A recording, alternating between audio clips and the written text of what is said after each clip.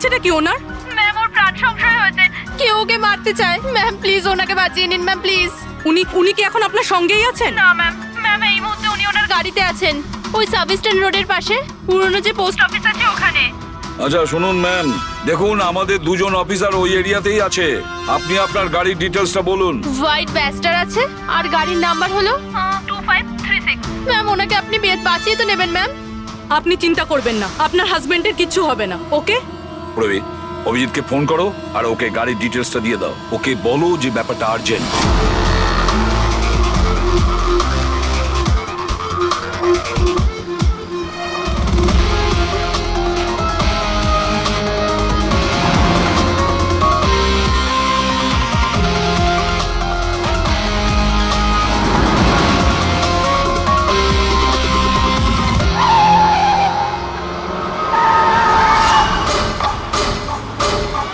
হ্যাঁ এই নাম্বারটাই। ও গাড়ি এইভাবে কেন চালাচ্ছে? এ তো অ্যাক্সিডেন্ট করে দেবে।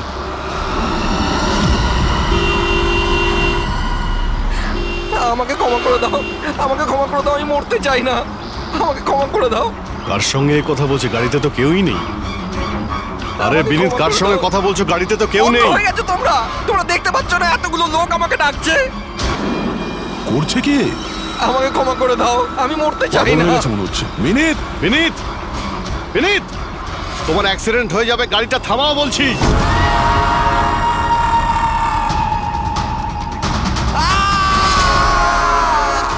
আঙ্কেল আমার সাথে খেলো না, খুব মজা হবে। বিনীত গাড়ি থামাও, সাইডে দাঁড় করাও।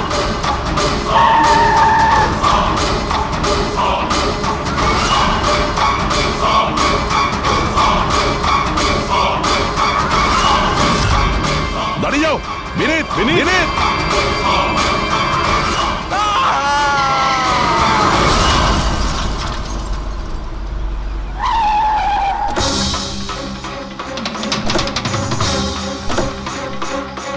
বিনীত, ও নো, এ তো মারা গেছে। স্মেল আসছে।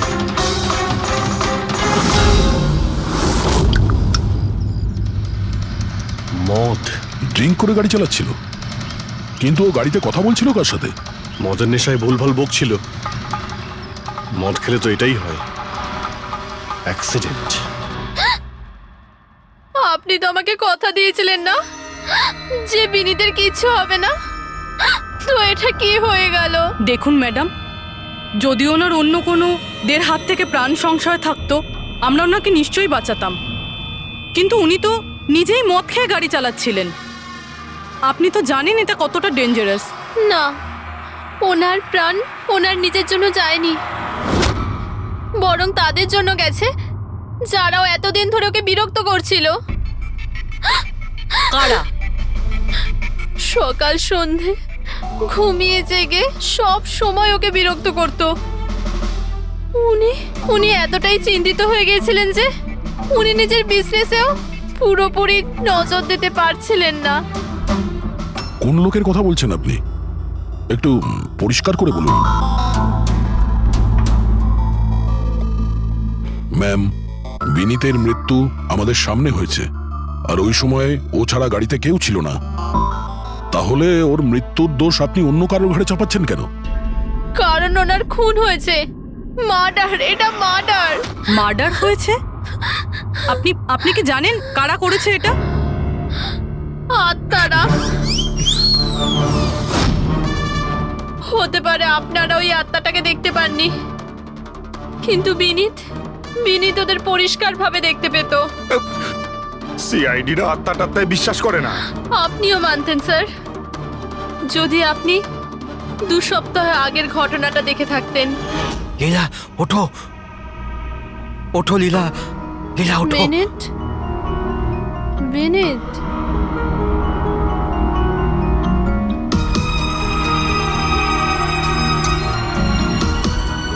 বিনীত,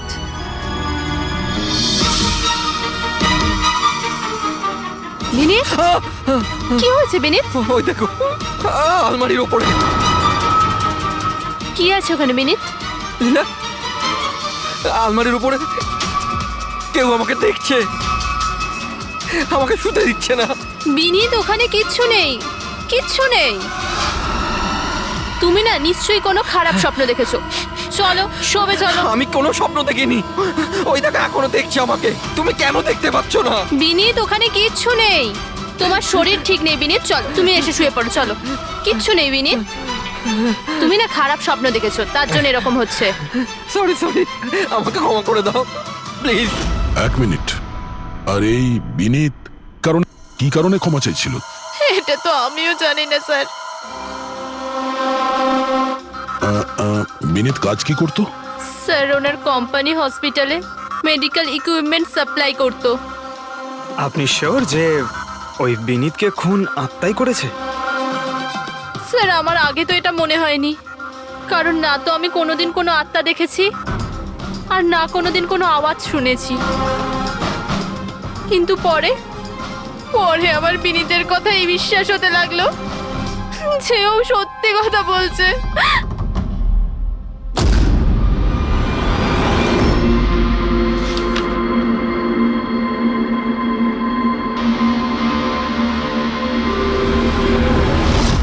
হ্যাঁ বস, এর মৃত্যুর একটাই কারণ চোখে পড়ছে, এর মাথার ওপর লাগা আঘাতটা, যেটা অ্যাক্সিডেন্টের কারণে লেগেছে। ঠিক তো ডক্টর সালুকে? আর কোনো কারণ নেই তো?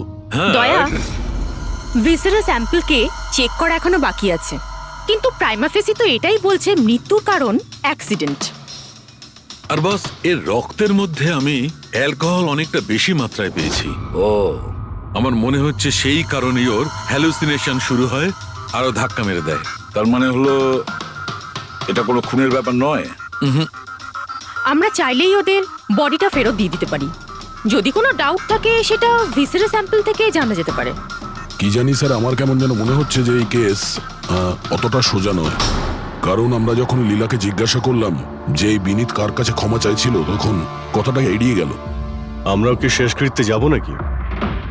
ওখানে আত্মীয়রাও থাকবে, বন্ধুরাও থাকবে, অনেকেই থাকবে। যদি কিছু জানতে পারা যায়।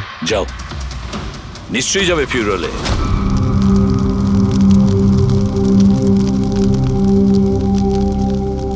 ঠিকই হয়েছে, মরে গেছে। খারাপ লোকেদের সাথে এটাই হওয়া উচিত। তুমি একদম ঠিক বলেছ, এই ধরনের লোকের এরকমই মৃত্যু হওয়া উচিত।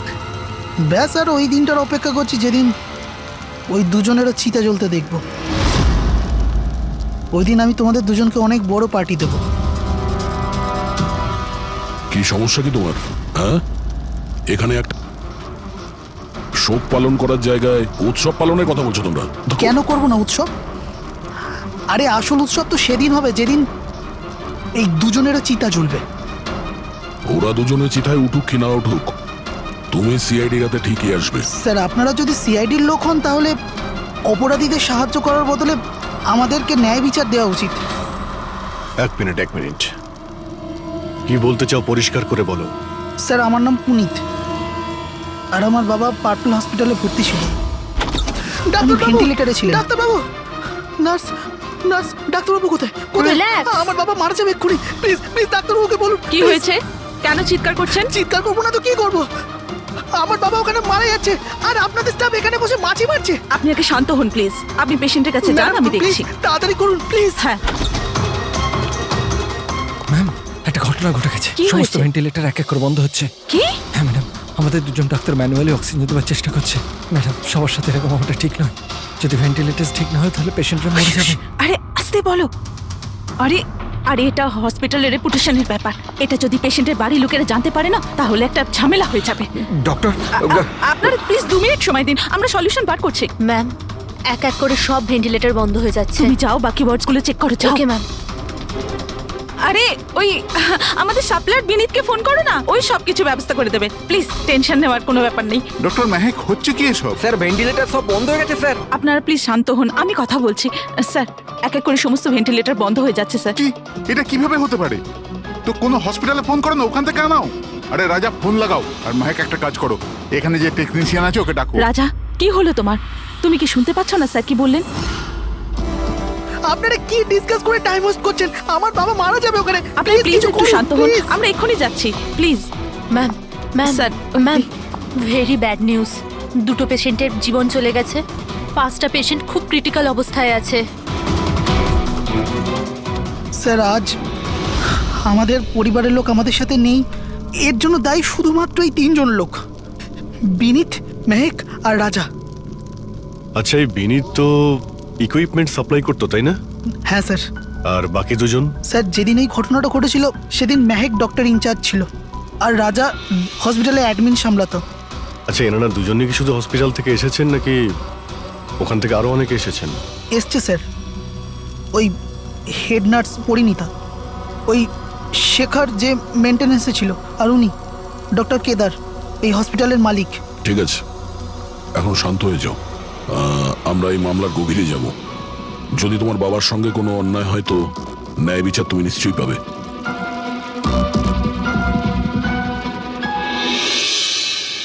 এখন বুঝতে পারছি বিনীত ক্ষমা চাইছিল কেন। আমাকে ক্ষমা করে দাও, আমি মরতে চাই না, আমাকে ক্ষমা করে দাও। আর এটাও বুঝতে পারছি যে বিনীতের মৃত্যুতে সবাই এত খুশি কেন। তার মানে বিনীতের মৃত্যুর কারণ যে কেউ হতে পারে। আর বিনীতের পরে খুনির পরের শিকার এই এদের দুজনের মধ্যে কেউ হতে পারে।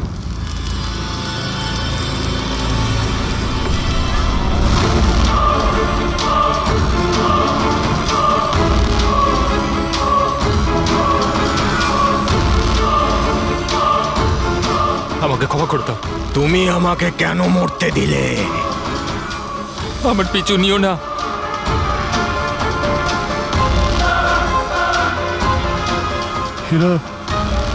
এরা কথা কার সঙ্গে বলছে? আমার পিছু নিও না। আর সেই কাল্পনিক লোকগুলোর সঙ্গে যার সঙ্গে বিনীত কথা বলছিল। চাইলে তুমি আমাকে বাঁচাতে পারতে, কেন মরতে দিলে আমাকে?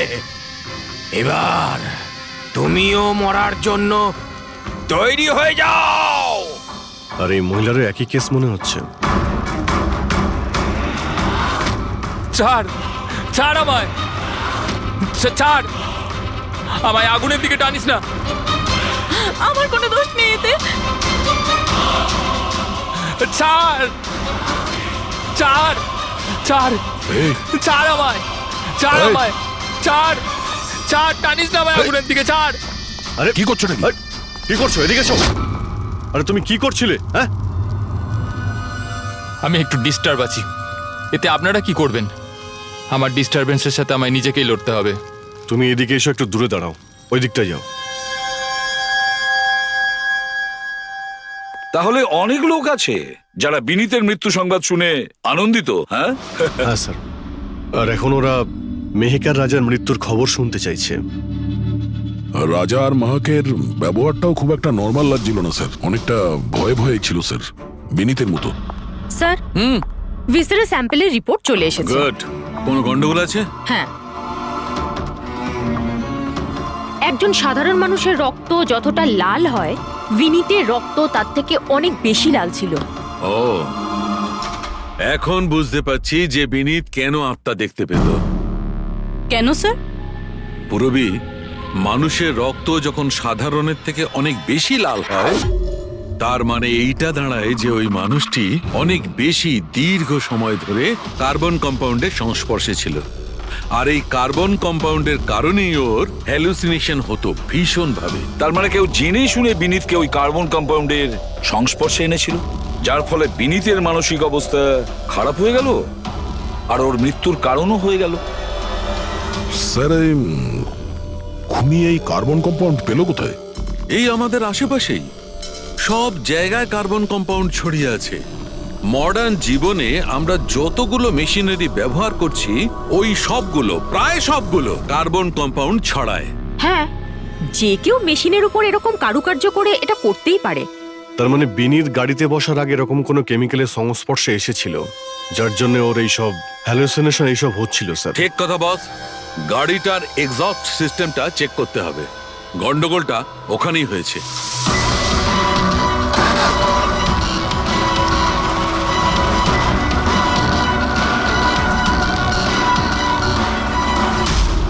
সালুঙ্কে স্যার তো ঠিকই বলছিলেন স্যার, পেট থেকে তো কেমিক্যাল বেরিয়ে আসছে। একটা কথা তো তাহলে ঠিক পঙ্কজ, ওই আত্মা টাত্মা বলে কিচ্ছু ছিল না। হ্যাঁ স্যার, তার মানে এখন খুনির নিশানায় দুজন রয়েছে, রাজা আর মেহেক।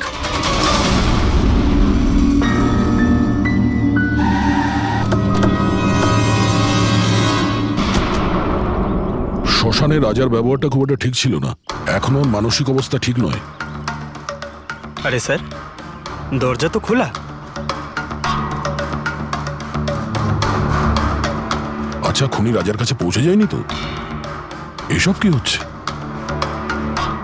ক্যান্ডেলস,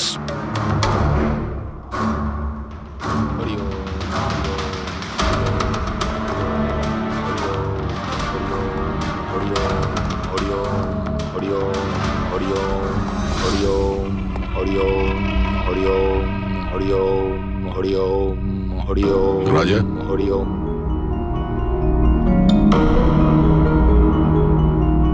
এখন ঠিক আছো? কারা আপনারা? সিআইডি। বিনীতের শেষকৃত্যে দেখা হয়েছিল আমাদের। তুমি আগুনে ঝাঁপাতে যাচ্ছিলে, আমরা তোমাকে আটকেছিলাম, মনে আছে? ঝাঁপ দিতে যাচ্ছিলে, আমরা তোমাকে। এবার আপনাদের আমাকে আটকানোর বা বাঁচানোর কোনো দরকার নেই। যতক্ষণ বিনীতের খুনি ধরা না পড়বে, তোমারও প্রাণের সংশয় আছে। আচ্ছা, একদম ঠিকঠাক বলো, ওই 12 জন রোগীর মৃত্যু কি তোমার গাফিলতিতে হয়েছিল? খবরদার বলছি, আমার ওপর এরকম নোংরা আর মিথ্যা অপবাদ দেবেন না। আমি নির্দোষ, আমার জন্য কেউ মরেনি। শান্ত হও, শান্ত হও। রাজাকে অনেক কষ্টে শান্ত করেছি, ওকে ডাকাবেন না। আপনি কে? আমার নাম শ্লোক। আমি রাজাকে এই খারাপ সময় থেকে বার করে আনবার চেষ্টা করছি। ও, তার মানে আপনি সাইকিয়াট্রিস্ট? সাইকিয়াট্রিস্ট নয়, সাইকি, মিডিয়াম। এই জগৎ আর অন্য জগতের সঙ্গে একটা সেতু ভেবে নাও। অন্য জগৎ? অন্য আবার কোন জগৎ? ওই আত্মাদের জগৎ। যদিও আমরাও একটা মাধ্যম, অপরাধ দুনিয়া থেকে নিয়ে জেলের ভেতর গারদের পেছনে পৌঁছানোর পুল। আপনারা আমাকে জেলে পাঠাবার চেষ্টা করছেন কেন? আমি তো রাজাকে আত্মাদের থেকে বাঁচাবার চেষ্টা করছি। রাজাকে আত্মার থেকে নয়, কেমিক্যাল পয়জন থেকে বাঁচানোর দরকার। আর বন্ধ করো তোমার এই ঢং, বুঝেছো? স্যার, ও কোন দিকে ইঙ্গিত করছে? ওই বুড়ো লোকটার দিকে, যে এসির নিচে দাঁড়িয়ে রয়েছে। ও কার কথা বলছে? আমি তো কাউকে দেখতে পাচ্ছি না। আমিও দেখতে পাচ্ছি না। মানুন বা না মানুন, এই ঘরের মধ্যে কোনো শক্তিশালী আত্মা আছে যে রাজার ক্ষতি করতে চাইছে। এক্ষুনি জেনে যাবেন।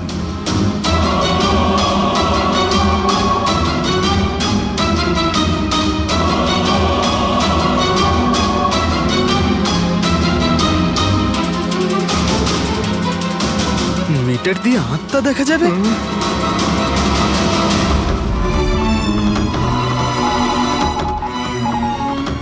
দেখলেন, ওই আত্মাটা এসির পাশেই আছে।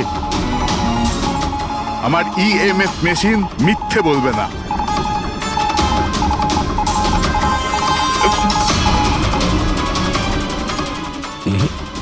তবে আমাদের ওই মিটার ভুল হতে পারে না, বুঝলে? ফ্রেডি, মনে হচ্ছে রাজার ও কার্বন কম্পাউন্ডের অ্যাকশন ওর গাড়ির থেকেই হয়েছে। একটা কাজ করো, এই মিটারটা নিয়ে যাও, ওর গাড়িটা চেক করো। ফ্রেডি। পঙ্কজ, তাহলে বলো, তুমি বিনীতের ফিউরিনালে কি দেখেছো? আমি কাউকে দেখিনি, আমি কিছু দেখিনি। মিথ্যা কথা বলো না। যদি কিছু দেখেই না থাকো তাহলে পালালে কেন? আমি মিথ্যে বলছি না, আমি সত্যি কাউকে দেখিনি। আচ্ছা, হাসপাতালে যে 12 জন মারা গিয়েছিল সেটা কি তোমার গাফিলতির জন্যই হয়েছিল? আমার গাফিলতিতে?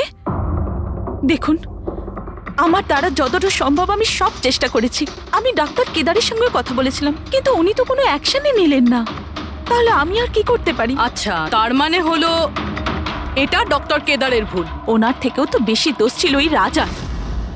ওর একবার দেখা উচিত ছিল যে ভেন্টিলেটরস গুলো কাজ করছে কি না। ওগুলো সময় মতো সার্ভিসিং হচ্ছে কি না। তাহলে কি দোষী রাজা? রাজা আর বিনীত দুজনেই। বিনীতেরও ভেন্টিলেটর সাপ্লাই করার আগে দেখে নেওয়া উচিত ছিল যে ওগুলো ঠিকঠাক কাজ করছে কি না। কতগুলো জীবন নির্ভর করছিল ওই ভেন্টিলেটরসগুলোর উপরে। মনে হচ্ছে রাজা আর বিনীতের জন্য তোমার মনে অনেক রাগ আছে। বিনীতের মৃত্যুতে নিশ্চয়ই খুশি হয়েছো তুমি। এটা কি বলছেন আপনি? একদমই না। আমি একজন ডক্টর আর আমার কাজ হলো একজন পেশেন্টের জীবন বাঁচানো। কারণ মৃত্যুতে আমি কি করে খুশি হব?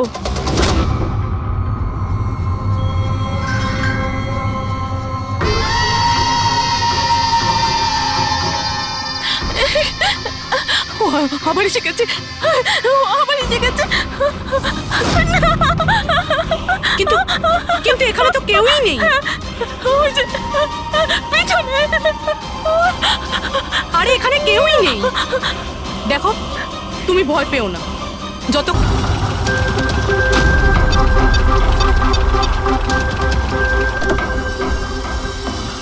গাড়ির এসিতে তো কার্বন কম্পাউন্ড নেই। বাড়ির ভেতরে গিয়ে দেখা যাক, চল।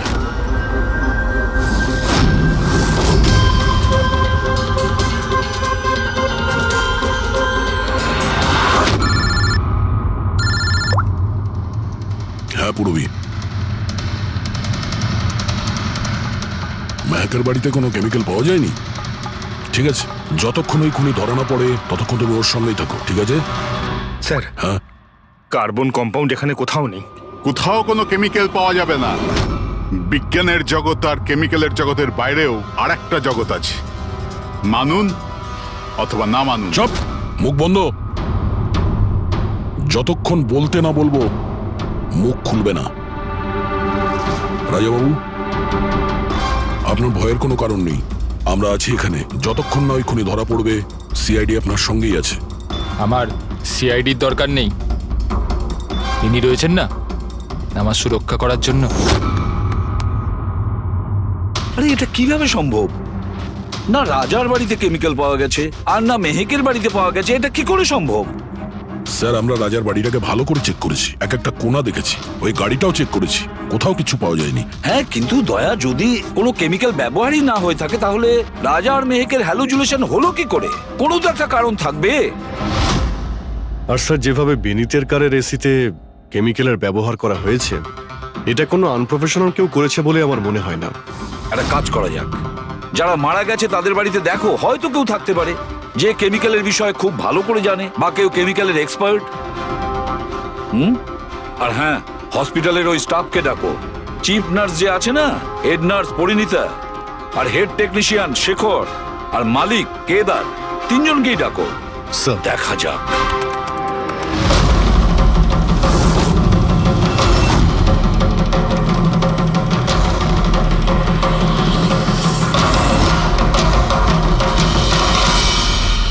তোমার নাম শেখর, তাই তো? Yes sir. হসপিটালের হেড মেকানিক, মেইন টেকনিশিয়ান। তার মানে হসপিটালে যদি কোনো মেশিনে প্রবলেম হলে সবার প্রথমে তোমার কাছে খবর আসে। হ্যাঁ স্যার, ঠিক। তাহলে হসপিটালের ভেন্টিলেটর খারাপ ছিল সেটা তুমি জানতে না? স্যার, প্রথম থেকেই জানতাম। তাহলে কেন কিছু করনি? কাউকে কিছু বলনি কেন? হ্যাঁ স্যার, এতে আমার কোনো দোষ নেই। তাহলে কার ভুল ছিল? স্যার, আমি প্রথমেই মেহেককে ভেন্টিলেটরের ব্যাপারে বলেছিলাম যে ভেন্টিলেটরসে প্রবলেম আছে আর যে কোনো সময় খারাপ হতে পারে। এটা তুমি ভেন্টিলেটর বন্ধ হওয়ার আগেই জানিয়েছিলে? ইয়েস স্যার, এক সপ্তাহ আগে। ম্যাম, আমি আপনাকে একটা নোটিশ পাঠিয়েছিলাম, ওয়ার্ডের ভেন্টিলেটরগুলো ঠিকমতো কাজ করছে না। ও, আমি তোমার চিঠিটা পড়েছি শেখর, তুমি টেনশন নিও না, আমি কিছু একটা করছি। কিন্তু ম্যাম, ব্যাপারটা খুব আর্জেন্ট। হ্যাঁ হ্যাঁ, আমি জানি। ডক্টর মেহেক, ইয়েস ম্যাম আপনাকে অ্যাকাউন্টস ডিপার্টমেন্টে এক্ষুনি ডেকেছে। ও হ্যাঁ, আসছি। Don't Okay, worry ma'am. Shekhar, আমি নিশ্চয়ই কিছু ব্যবস্থা নেব, পাক্কা। কিন্তু স্যার, উনি আমার কথাটা সিরিয়াসলি নিলেন না। হ্যাঁ, মেহেক ভেন্টিলেটরস খারাপ হওয়ার সময় পেশেন্টদের বাঁচানোর খুব চেষ্টা করেছিল, কিন্তু রাজা স্যার এত ঘাবড়ে গেলেন যে কিছু করতেই পারলেন না। শেখর বাবু, তুমি কতটা সত্যি বলছো আর কতটা মিথ্যে সেটা তো আমরা জেনেই নেব। স্যার, মেহেকের কোনো ভুল ছিল না। ও ভেন্টিলেটর খারাপ হওয়ার কথা আমাকে প্রথমেই বলে দিয়েছিল। তারপর আপনি কি করলেন? স্যার আমি হসপিটালের অ্যাডমিন হেডকে বলে দিয়েছিলাম, রাজাকে, কারণ হসপিটালের যতগুলো মেশিন আছে সেগুলো দেখাশোনার দায়িত্ব অ্যাডমিন হেডেরই। তাহলে এই সমস্ত কিছু আপনি রাজাকে বললেন আর আপনার দায়িত্ব শেষ হয়ে গেল। আপনি তো এই হসপিটালের মালিক, তাই না? তাহলে এভাবে দায়িত্ব শেষ হয়ে যায় কি করে আপনার? স্যার আমি আমার দায়িত্ব পালন করেছি, সেই জন্য তো আমি নিজে গিয়েছিলাম রাজার কেবিনে। রাজা, হ্যাঁ স্যার। এসব কি করছো? আরে এগুলো দরকারি নয়। এতগুলো রোগীর শ্বাস প্রশ্বাস ভেন্টিলেটরের সাহায্যেই চলছে, আর তুমি এখানে বসে আছো। আরে কিছু করো। হ্যাঁ স্যার, আমি এক্ষুনি সাপ্লাইয়ের সাথে কথা বলে ভেন্টিলেটর চেঞ্জ করে দিচ্ছি। প্লিজ প্লিজ তাড়াতাড়ি করো। স্যার আমি বুঝতে পারছি না যে ও ভেন্টিলেটর কেন পাল্টালো না। আমি অবাক হচ্ছি স্যার যে কেউ কেদারবাবুর দিকে আঙুল তুলছেন না। সবাই রাজা, বিনীত আর মেহকের পিছনে পড়ে আছে। সেটাই মেহকের তো, পিছনে পড়ে হসপিটালের মালিক না কেদার বাবু? তাহলে এই সমস্ত কিছুর দায়ভারও কেদার বাবু আপনার। কিন্তু স্যার এবার আমি নিজে গিয়ে তো ঠিক করতে পারি না ভেন্টিলেটর। স্যার আমার কাজ হলো কনসার্ন ডিপার্টমেন্টকে ইনফর্ম করা, আর আমি সেটা করে দিয়েছিলাম। বরং আমি বিনীতের সঙ্গে নিজে কথা বলেছিলাম। আমি ওকে বলে দিয়েছিলাম যে যদি এগুলো রিপেয়ার করা যায় তো রিপেয়ার করুক, নাহলে চেঞ্জ করে দিক। কিন্তু ও কোনো অ্যাকশনই নিল না। এ কোনো অ্যাকশন নেয়নি, সে কোনো অ্যাকশন নেয়নি, আপনি কি অ্যাকশন নিয়েছিলেন? আর দোষ দিচ্ছেন বিনীতকে, যে কিনা মারা গেছে, বা রাজার যে উত্তর দেওয়ার পরিস্থিতিতে নেই। স্যার যেটা সত্যি ছিল ওটা আমি আপনাদের বলে দিলাম, সেটা এবার মানবেন কি মানবেন না স্যার আপনাদের ব্যাপার। পরিণীতা স্যার। হসপিটালের হেড নার্স, তাহলে তুমি হসপিটালের ব্যাপারে নিশ্চয়ই সবকিছু জানো। হ্যাঁ স্যার। তাহলে এবার সত্যি করে বলো, এই যা কিছু হয়েছে কার গাফিলতির কারণে হয়েছে? তাড়াতাড়ি বলো। হ্যাঁ স্যার, বলছি। আমার সাথে বিশ্বাসঘাতকতা করার চেষ্টা করো না রাজা। আর হ্যাঁ, যদি মেশিনে কোনো ফিজিক্যাল ড্যামেজ থাকে তাহলে সেটা ওয়ারেন্টিতে আসে না। যদি তোমার নতুন ভেন্টিলেটর চাই তাহলে তোমাকে পুরো কস্ট পে করতে হবে, বুঝেছো? আমি তোমার থেকে বাজে লোক আজ অব্দি আমার জীবনে দেখিনি। এবার থেকে না তো আমাদের হসপিটাল তোমার থেকে কিছু কিনবে, না তো শহরের আর কোনো হসপিটাল। শোনো, এসব হুমকি অন্য কাউকে দেবে। তুমি জানো না আমি কে, যা করার করে নাও।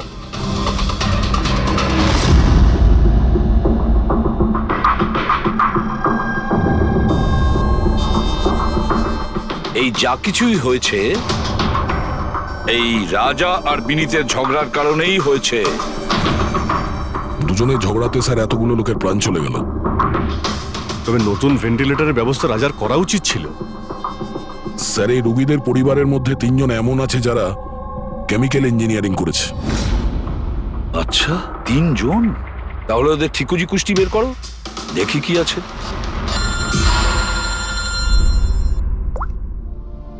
Hello ACP Pradyuman. হোয়াট?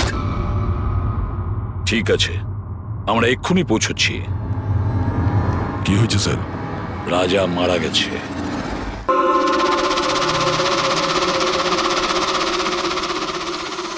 দয়া, এর মৃত্যু তো মাথায় চোট লাগার কারণেই হয়েছে। মনে হচ্ছে ছাদ থেকে লাফ দিয়েছে।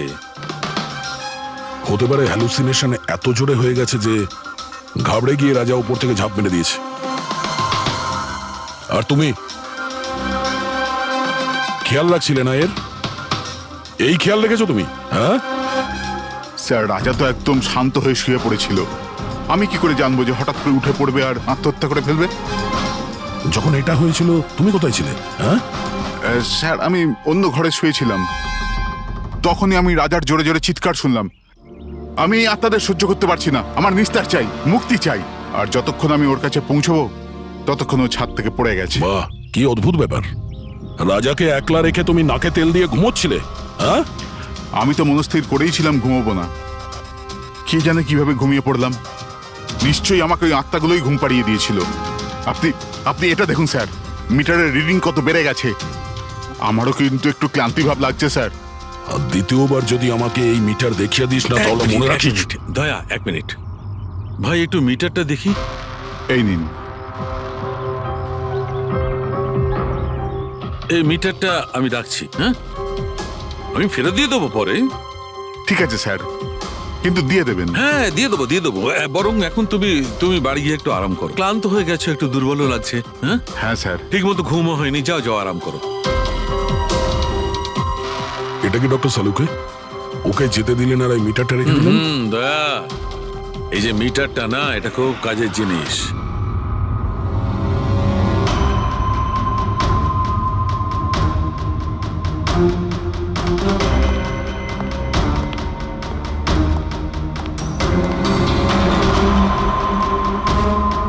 এই ঘরটা চেক করছি। হ্যাঁ ডক্টর, নেই। ওপরে যাওয়া যাক।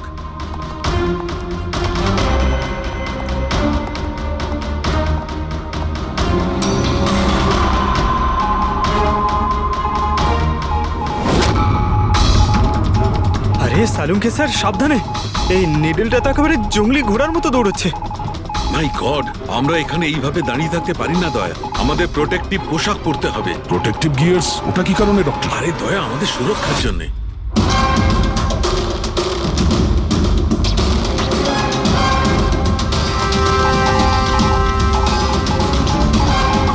এই দেখো, সবচেয়ে বেশি মিটার রিডিং এখানেই পাওয়া যাচ্ছে, এই এসিটার নিচে। মনে স্যার ওই পঙ্কজ, খবরদার খবরদার যদি আত্মার নাম নিয়েছো।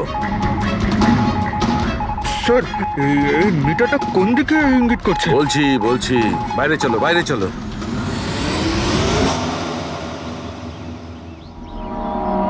দেখেছো দয়া, এটা হচ্ছে ইএমএফ, ইলেকট্রোম্যাগনেটিক ফিল্ড ডিটেক্ট করে এটা।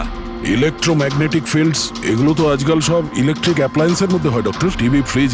একদম ঠিক দয়া, কিন্তু ওই অ্যাপ্লায়েন্স গুলোর ইএমএফ হিডেন থাকে, লুকোনো থাকে, যাতে মানুষের উপর খারাপ প্রভাব না পড়ে।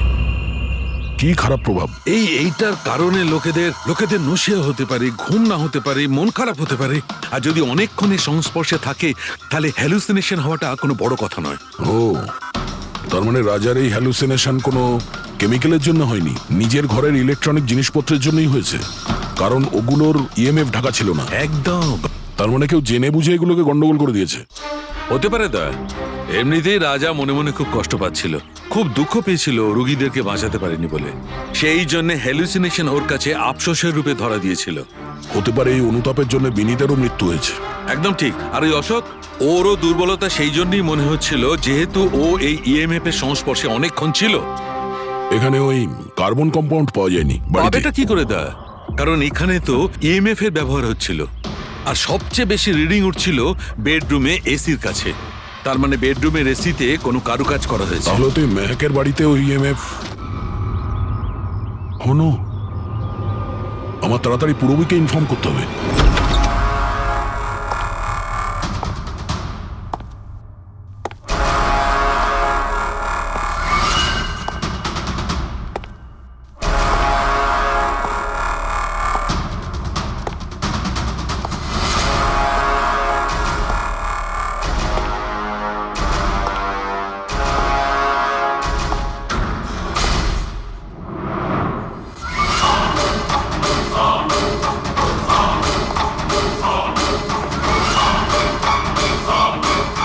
আমাকে একবার মেরে শান্তি হয়নি তোমার?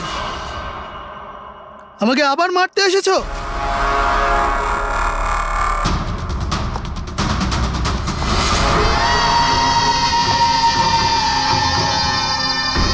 তুমি? আমি তোমাকে সেলফ ডিফেন্সে মেরেছিলাম, আর তাছাড়া তুমি একজন অপরাধী। অপরাধীদের কি পরিবার থাকে না? তোমার জন্য আমার মেয়ে অনাথ হয়ে গেছে, আর এই রক্ত দেখছো, সব তোমার জন্য। আমি আর তোমাকে ছাড়বো না। দেখো, আমার কাছে আসবে না, আমি কিন্তু মেরে দেবো। আমি তোমাকে ছাড়বো না। আমার কাছে আসবে না, আমি কিন্তু বলছি মেরে দেবো। আমি বলছি আমার কাছে আসবে না, আমি মেরে। রবি, কি করছো তুমি? ছাড়ো এটা। স্যার, ওই যে ওই লোকটা। কি? স্যার এখানে। স্যার ওনাকে ধরুন, উনি আমাকে মারতে চান।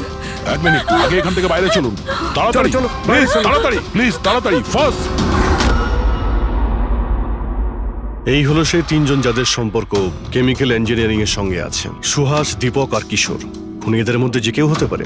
না অভিজিৎ, কারের এসিতে কেমিক্যাল ফিক্স করাটা অন্য ব্যাপার, আর ইলেকট্রোম্যাগনেটিক ফিল্ডকে এত চাতুর্যের সঙ্গে ব্যবহার করাটা অন্য কথা। আমার মনে হচ্ছে ও এমন একজন লোক যার সায়েন্সে মেডিকেল সায়েন্সের উপর খুব ভালো দখল আছে, হয়তো কোনো ডক্টর অথবা সায়েন্টিস্ট। যেই করুক সে ইলেকট্রোম্যাগনেটিক ফিল্ড ভালো মতন ব্যবহার করেছে, যাতে মেহেক আর রাজা ওরা দুজনেই যাতে ইএমএফ এর সংস্পর্শে থাকে। হতে পারে হসপিটালে ওরা দুজন নিজেদের কাজ করছিল, তখনও এই ইএমএফ ওখানে উপস্থিত ছিল। তাহলে স্যার হতে পারে হসপিটালের কোনো মেশিনের সাথেও গন্ডগোল করা হয়েছে। নিশ্চয়ই দয়া, নিশ্চয়ই। আর এটা ওই করেছে, হসপিটালের ভেতরেরই কেউ। তাহলে এই হলো সেই জায়গা যেখানে মেহেক আর রাজা বসতো। হ্যাঁ স্যার। আর কে কে যাওয়া আসা করতো এখানে? স্যার শুধু স্টাফেদেরই ভেতরে যাওয়ার পারমিশন ছিল, তাও যদি কোনো কাজ থাকতো তাহলে। মানে বাইরের কেউ এখানে ঢুকতেই পারতো না? না স্যার, এমনকি রুগীদেরও এখানে ভেতরে আসার অনুমতি ছিল না। তার মানে তো এটা বোঝা গেল যে স্টাফেদের মধ্যেই কেউ, মানে আপনাদের মধ্যেই কেউ একজন খুনি। এ আপনি কিভাবে বলতে পারেন? এটা আমরা বলছি না, এটা এই ইএমএফ মেশিনটাই আমাদের সবকিছু বলে দিয়েছে। আর এই ইএমএফ মেশিনের হিসাবে এই এসির সাথে কোনো গন্ডগোল করা হয়েছে। তার মানে রাজা আর মেহেককে মারার চেষ্টা করা হয়েছিল, কিন্তু বেচারা রাজা মারা গেছে। এসির সাথে গন্ডগোল? কি বলছেন আপনি? আমি তো কিছু বুঝতেই পারছি না। এই কথাটা এই রুমে থাকা শুধুমাত্র সেই বুঝতে পারবে যে নিজেই খুনি। আর ও আজ এখানে প্রোটেক্টিভ গিয়ার পরে এসছে, যাতে ইলেকট্রোম্যাগনেটিক ফ্রিকোয়েন্সিতে তার কোনো ক্ষতি না হয়, তাই তো? কি সে?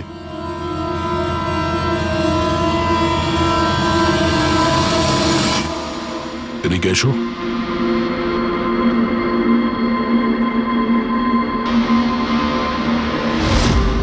ফ্যাশন সেন্স তো তোমার খুব ভালো, শেখর। জামা কাপড়ের ভেতরে এই সুরক্ষা কবচ। দেখো, তোমার সমস্ত প্ল্যান আমরা জেনে ফেলেছি, তোমার ব্যাপারে সমস্ত খোঁজ খবর নিয়েছি। তুমি এখানকার এমন একজন টেকনিশিয়ান যে এসির সঙ্গে কোনো গন্ডগোল করতে পারে। এখন তাড়াতাড়ি বলো, কেন করেছো তুমি এসব? আমি করেছি এসব। আর কি ভুল করেছি আমি যদি মেহেক, বিনীতা, রাজার ওপর অভিযোগ লাগিয়েছি তো? এদের জন্য 12টা পেশেন্টের মৃত্যু হয়েছে, যেটা আমি দেখতে পারিনি। তারপর আমি ভাবলাম যে এদের এরকমই মৃত্যু দেওয়ার প্রয়োজন আছে, যেভাবে 12টা পেশেন্ট মারা গেছে। সেই জন্য আমি এমএফ আর কার্বন কম্পাউন্ডের বিষ ব্যবহার করেছি ওদের মারার জন্য, যাতে এদেরকে এমন মৃত্যু দিতে পারি, মৃত্যু নয়, একটা ভয়ঙ্কর মৃত্যু। এটাই আমার ন্যায় বিচার। শাস্তি দেওয়ার অধিকার শুধুমাত্র আইনের আছে, অন্য কারো নয়, বুঝেছো? তুমি জানতে যে এই কেমিক্যাল ব্যবহার করলে ওদের হ্যালুসিনেশন হবে, ওই মারা যাওয়া রোগীগুলো ওরা সামনে দেখতে পাবে, যার জন্য ও পাগল হয়ে যাবে, তাই তো? কিন্তু আমি আমার লক্ষ্য পূরণ করতে পেরেছি। যেরকম মৃত্যু আমি চেয়েছিলাম দিতে, সেরকমই মৃত্যু বিনীতার রাজাকে আমি দিয়েছি। কিন্তু দুঃখের ব্যাপার, মেহেককে আপনারা শেষ মুহূর্তে বাঁচিয়ে নিলেন। সফল তো তুমি তখন হতে যদি তুমি কোনো অপরাধ না করে ওদেরকে শাস্তি দিতে। তোমার আর ওদের মধ্যে কি পার্থক্য রইল? এখন তুমিও একজন খুনি, তবে তুমি কি শাস্তি পাবে সেটা এখন আদালত ঠিক করবে। কেসটায় কোনো প্রগ্রেস হয়েছে? তেমন কিছু না স্যার, এ যেই হোক ভীষণ চালাক, তাই খুব সহজে ধরা যায় না স্যার। আসবে, অবশ্যই আসবে, শুধু একটা সুযোগ চাই। রিয়া, এসব কতদিন ধরে চলছে? স্যার, অ্যাকচুয়ালি এটা 6 মাস ধরে চলছে। এই লোকটা আমাকে সোশ্যাল মিডিয়াতে প্রচুর মেসেজ করতো সব সময়। আর তারপর আমার মনে হলো লাইক ফ্যান টাইপের কোনো লোক আমাকে মেসেজ করছে, বাট এ আমার নামে নিজের আইডিও বানিয়েছিল, I love Riya. Riya, you are beautiful, I love you so much, I want to marry you. উত্তর দাও, না হলে ভালো হবে না, চেহারা খারাপ করে দেব। ও গড, প্রাণে মেরে ফেলবো। মাই গড। তাহলে আপনি ওকে ব্লক করেননি কেন? অফকোর্স ম্যাম, আমি ব্লক করেছিলাম, কিন্তু উনি খুব জেদি টাইপের লোক ছিল। ও নিজের আলাদা আলাদা প্রোফাইল বানিয়ে আমাকে খুব ডিস্টার্ব করতো। শুধু তাই নয়, ও আমাকে আমারই চোখ ছাড়া ফটো পাঠিয়ে, আর তাতে এটাই লেখা ছিল যে যদি আমি ওকে ছাড়া অন্য কাউকে দেখি তাহলে ও আমার চোখ তুলে নেবে। কোনো পাগল প্রেমী মনে হচ্ছে স্যার। হ্যাঁ স্যার, এই পাগল লোকটা তো আমাকে ফোন করে করে বিরক্ত করে দিয়েছে। আর ও এটাও বলছিল যে ও আমার সাথে দেখা করতে আসবে। আর স্যার, স্যার তারপরে এত রাত কেটে গেছে কিন্তু আমি একটা রাতও নিশ্চিন্তে ঘুমোতে পারিনি। মহেশ, এই লোকটার আইপি অ্যাড্রেস ক্র্যাক করেছিলে? করেছিলাম স্যার, তারপর? কিন্তু সমস্ত মেসেজ আলাদা আলাদা আইপি নাম্বার থেকে পাঠানো হয়েছে। আর কলসের ডিটেলস সমস্ত ডিটেল নকল স্যার, আর ও যা কিছু